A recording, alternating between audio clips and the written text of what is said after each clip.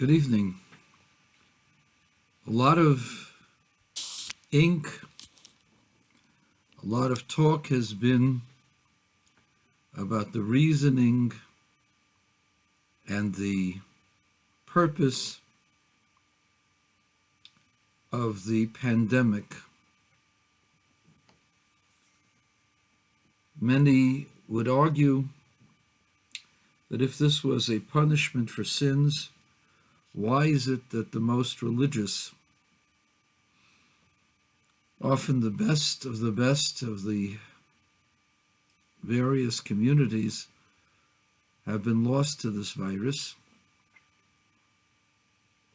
Why has the death toll been so high in places that you would hope would be impervious to it?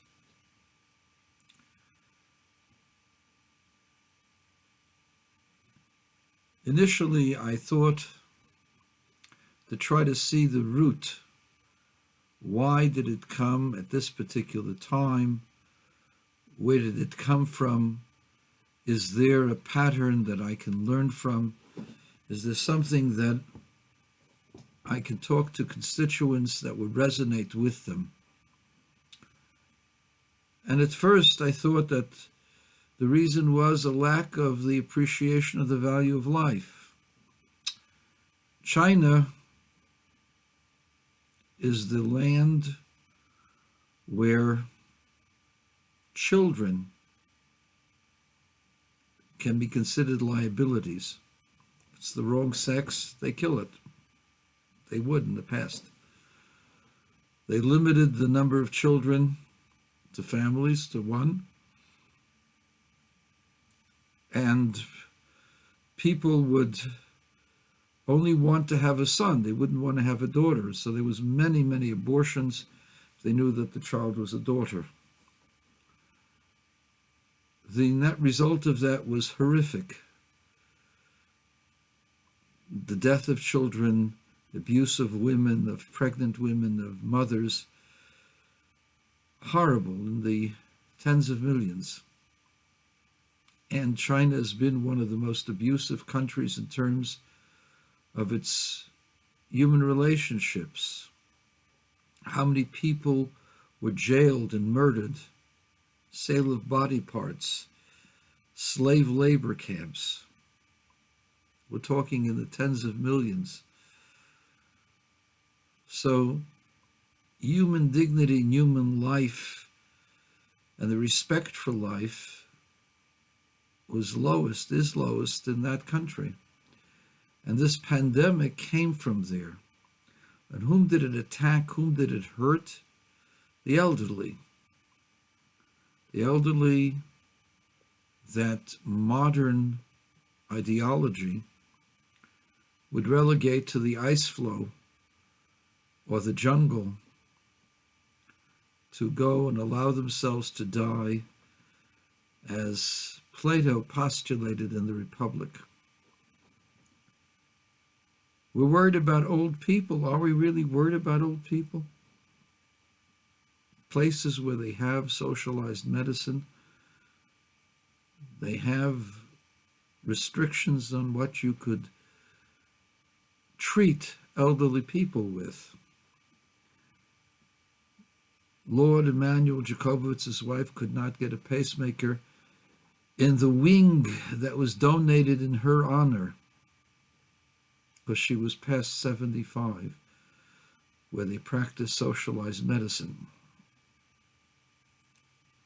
Only the threat of a lawsuit, religious lawsuit, prevented that from happening. But you can see just how far it goes. Western or modern leftist ideology. The lack of respect for the life of an elderly is seen in Western Europe because the number one cause of death is not doctor-assisted suicide, but medicide. Doctor decides lived long enough, quality of life is poor, just take the person out of their misery. There are countries, number one cause of death. and you're worried about elderly, pandemics. So the answer is, yeah, when you're faced with having to face the death of so many elderly people, parents, grandparents, it's always somebody else's parents and somebody else's grandparents. But when you have a pandemic, you start worrying about your own. But suddenly, people started realizing that this was affecting people whom they loved, and therefore they were concerned. So what was the root cause? The root cause was a lack of respect for life, starting from before birth and ending with pulling the plug, not treating elderly with the necessary medicine so that they can continue their lives. And everybody's saying, we want to do this so that people don't die. Most of the people who are dying, at least 50%, maybe more, are your elderly. So why are you worried about your elderly if you want them not to have a pacemaker, if you want them to have a quality of life, and once they don't have a quality of life, just get rid of them? Why are you so concerned? The answer is, when you have to face your own horrific actions and decisions, you may have a second thought. So that was what I thought, that this is the reason. The lack of appreciation of life. We don't value life. We wish to kill life at its infancy because it's not important unless it's really cared for and loved. It's a burden on the woman to have a child, not a blessing. It's the greatest blessing in the world for people who have no children. But people who can have children, an unnecessary birth is a burden. A lot of money you have to spend on them, a lot of time. Can't polish your nails and get tennis lessons or go on world cruises because there's just too many children. And then the elderly. And the pandemic strikes a chord within us that we have to protect the helpless. Maybe that's the reason. And then I thought that certain Jewish philosophers are right. The pandemic has made us pause, has made a change in our whole lifestyle. We're not engaged in pursuit of a livelihood. We're cooped up in our homes. We have to learn the most important relationships. We have to learn the most important relationship is within ourselves. To make life meaningful within ourselves, not for what we do, but who we are. That's very difficult. Both the first and the second are very, very difficult to swallow when we see the results of the pandemic. The pandemic has affected many thousands of people, but among the thousands of people that it has affected, some of the greatest, some of the most wonderful people that I've known in my life were affected and died in this pandemic. And therefore, I cannot say that this is good, this is for me to reevaluate, or for us to correct our ways regarding respect for life, when the victims of that are people who've led exemplary lives. So this leads me to the conclusion of the Rebbe that when you're dealing with something so horrific or something so dangerous, it's best to step back and to say, it's not coming for a sin, not just coming to make us better people. It's meant as a purification. It's one of those things where people suffer because God wants there to be a purification for a change in humanity. I'll explain in a second. World War II was horrific. The Holocaust was horrific, and the world stood by and did nothing. Very few people stood in the way and helped. Catholic Church was complicit in the death of many hundreds of thousands. Had the Pope said something, there might have been 1 million or 2 less casualties. 3 million people died in Poland. Jews died in Poland. Had there been something said, Catholic Poland would not have allowed the Holocaust within its borders. He didn't care. That's the fact. I don't care what other people say. Historical review. The Catholic Church helped in the rehabilitation of tens of thousands of Nazi murderers, Nazi perpetrators, including the worst and the worst, Adolf Eichmann, Martin Bormann, Joseph Mengele, the horrific doctor of Auschwitz, with his horrific experiments on human beings, on live human beings. Some of the worst dregs of humanity were allowed to go and save themselves from punishment through the offices, the good offices of the church. So the world stood by and did nothing. There were a few. Raoul Wallenberg was one. Sujihara was a second. There was a few heroes within, sprinkled among humanity, to give humanity a conscience and say you could have done something. Roosevelt did nothing. Churchill didn't do anything.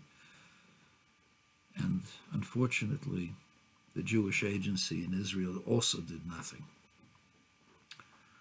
Everybody had their reasons, but there was a terrible Holocaust. Is there an explanation for the Holocaust? Yeah, I know that people will say the previous Rebbe said it's because we've sinned, we've got to do tshuva. But after the Holocaust happened, and the Rebbe articulated that the Holocaust wasn't something that was rational.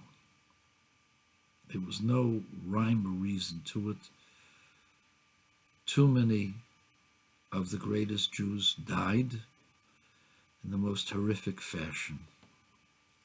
This was not an act of justice or judgment.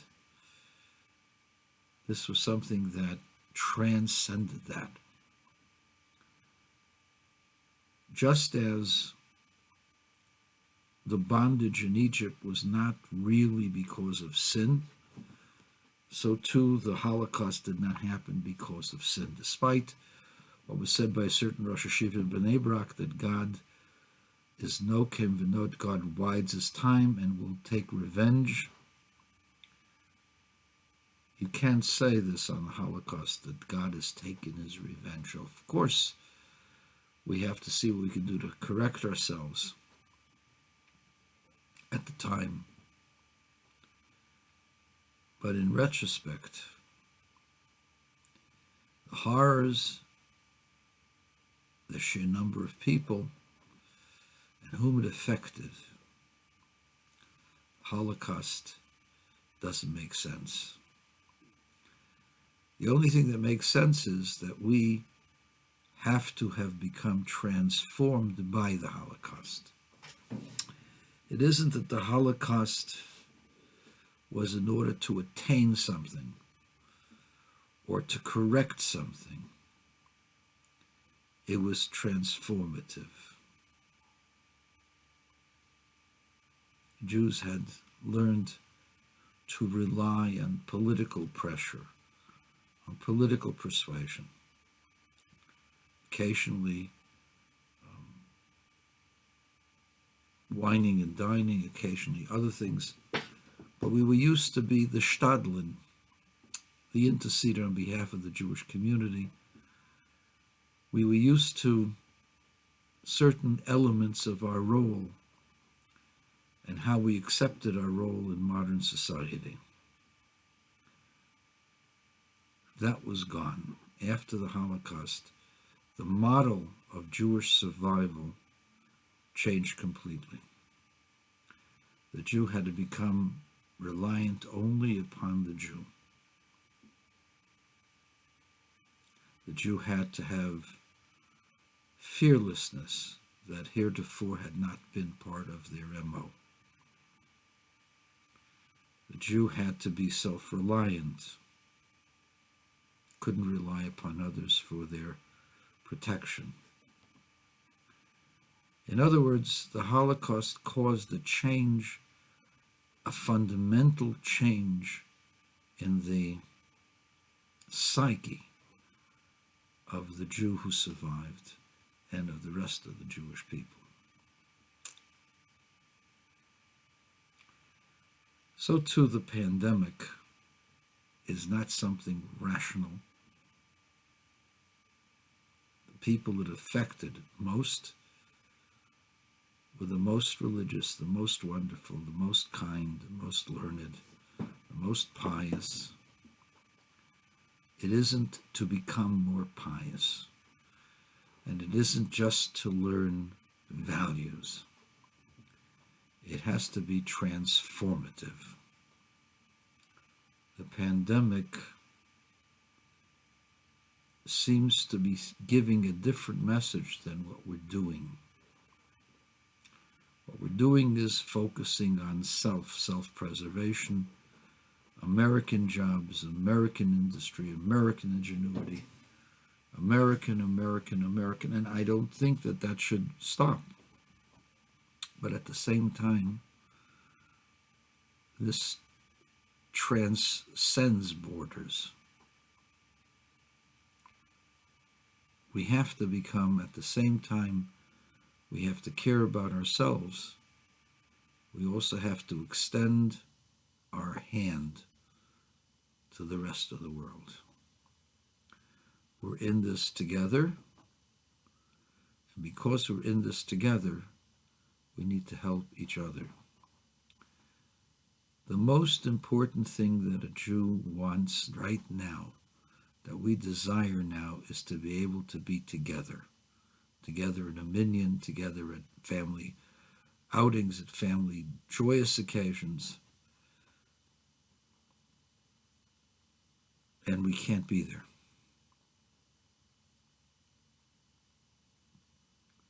Why can't we be there? Because we don't appreciate it. It's not appreciated. Not by other people, by us. We don't appreciate the other person. We don't listen to the needs of the other person. We don't ask about the other person. We don't care about the other person. Superficially, we care. How you doing? Oh, that's wonderful. He could have told you that his father just died, and you say that's wonderful because you didn't hear what he said. We have to transform ourselves. We have to begin to care about the group, not just ourselves, because that's what we want and what we crave. We've become totally self-focused even when we engage with others, and that has to change. Yeah, it has to be American jobs, American ingenuity, American products, but no, we don't have to be neglectful of the rest of the world. We have to worry about the rest of the world. The rest of the world should flourish as well. We should worry that the rest of the world should do well. We should worry that the people in our minyan and in anybody else's minyan are doing well. It's time to stop the focus on me and start to focus truly on we.